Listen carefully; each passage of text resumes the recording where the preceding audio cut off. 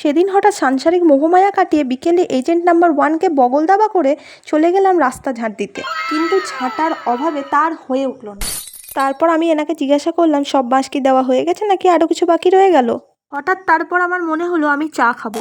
চা আমি খুব একটা খাই না, কিন্তু উদ্ভট প্রজাতির প্রাণী তো হুটহাট মন করে এটা ওটা খেতে। চা দুটো দেখে একটা আমার আর একটা এজেন্টের এটা ভাবার কোনো দরকার নেই, কারণ দুটোই আমি খেয়ে ফেলেছি। তারপর এজেন্ট বলল এখানে অফার দিচ্ছে, ব্যাস আমিও এজেন্টকে ভরসা করে চলে গেলাম বড়লোকদের মুদির দোকানে। এখানে আমরা 2 বোতল গঙ্গা জল কিনতে এসেছিলাম, কিন্তু গঙ্গা জলগুলো মোটেও ঠান্ডা ছিল না, তাই আমরা বাধ্য হয়ে কালো ফিনাইল নেব ঠিক করলাম। সোজা হিসেব এই দুটোর দাম মিলিয়ে 40 টাকা। এইটুকু বিল বানানোর জন্য 30 মিনিট ধরে আমাদের অপেক্ষা করা হলো এই বড়লোকদের দোকানে। ওই জন্য বলেছি গরিবের মুদির দোকান অনেক ভালো।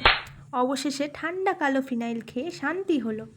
আজকের মতো বিদায়, দেখা হবে আবার অন্য কোনো একটা গাঁজাখুরি গল্প।